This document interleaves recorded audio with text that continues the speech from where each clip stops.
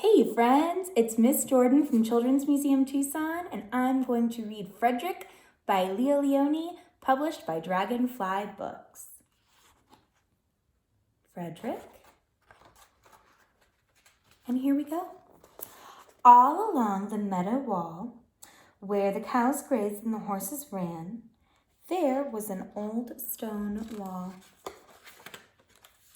In that wall, not far from the barn and the granary, a chatty family of field mice had their home. But the farmers had moved away. The barn was abandoned and the granary stood empty, and since winter was not far off, the little mice began to gather corn and nuts and wheat and straw. They all worked day and night, all except Frederick. Frederick, why don't you work? They asked. I do work, said Frederick. I gather sun rays for the cold, dark winter days. There's our friend Frederick. And when they saw Frederick sitting there staring at the meadow, they said, "And now, Frederick?" And Frederick said, "Well, I gather colors, for winter is gray." And once Frederick seemed half asleep. "Are you dreaming, Frederick?" they asked reproachfully. But Frederick said, "Oh no, I am gathering words, for the winter days are long and many, and will run out of things to say."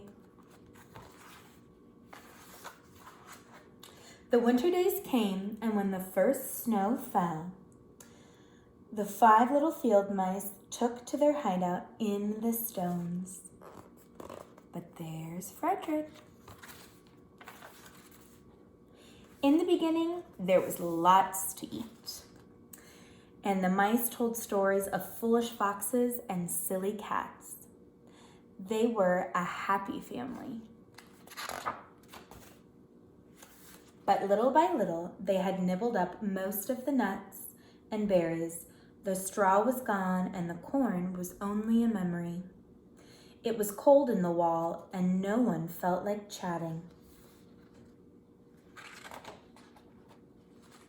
Then they remembered what Frederick had said about sun rays and colors and words. "What about your supplies, Frederick?" they asked. And there he is. There's Frederick.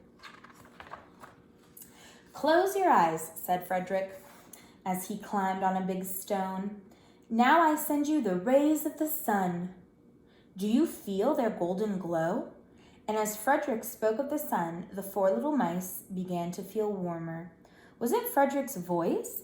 Was it magic? "And how about the colors, Frederick?" they asked anxiously. "Close your eyes again," Frederick said.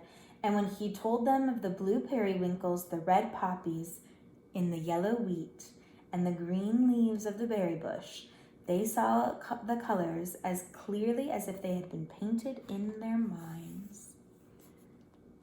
How many colors can you spot? "And the words, Frederick?"